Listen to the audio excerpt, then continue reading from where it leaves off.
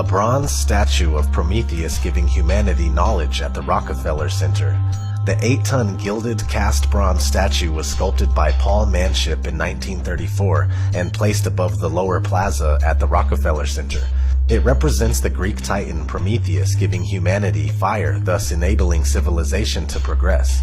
The sculpture stands before the inscription, "Prometheus, teacher in every art, brought the fire that hath proved to mortals a means to mighty ends." The Rockefeller family is a prominent player in the New World Order. Their numerous foundations are the major funders of elite policy-making groups such as the Council on Foreign Relations, the Bilderberg Group, and the Trilateral Commission.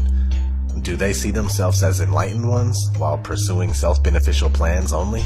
It sure seems that way.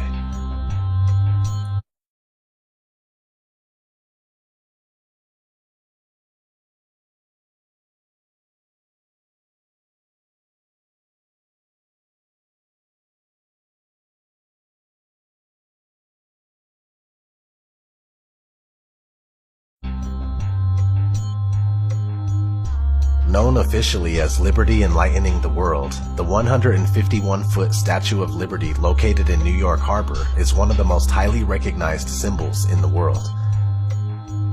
The statue was a gift from France to the United States. It was funded, designed, and built by Freemasons. The Grand Lodge of New York performed a cornerstone laying ceremony on August 5, 1885.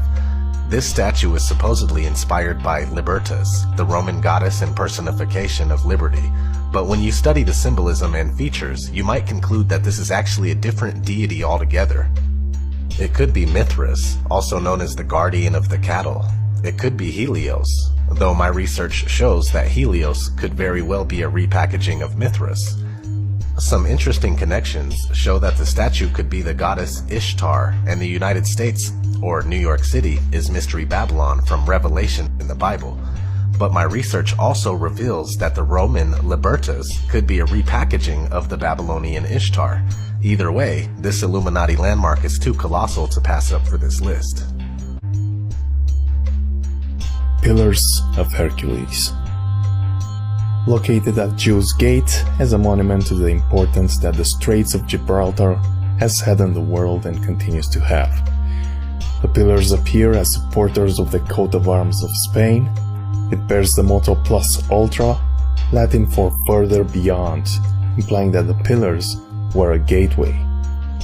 This monument is very similar to the gateway design in Freemasonry, and if we look at the time zone of this monument, we will see that it is located at 0.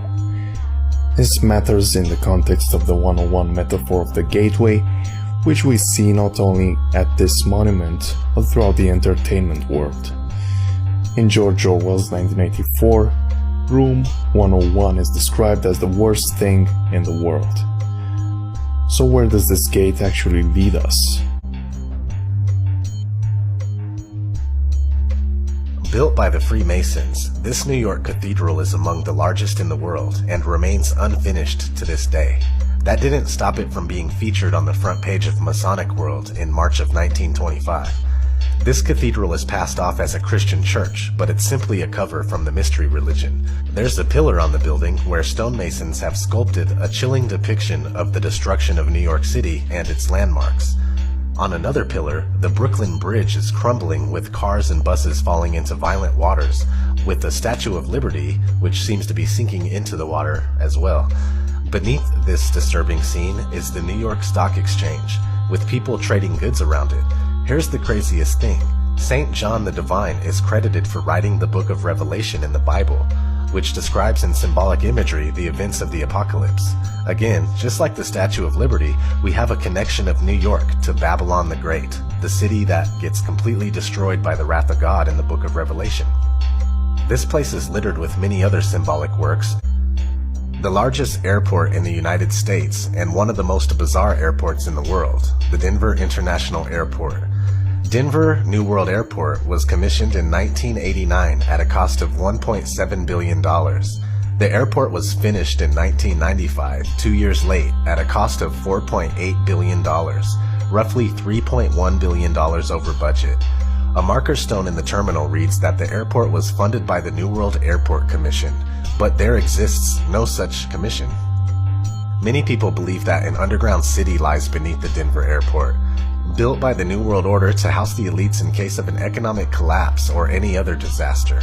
Driving into the airport, you are greeted by a demonic horse with glowing red eyes.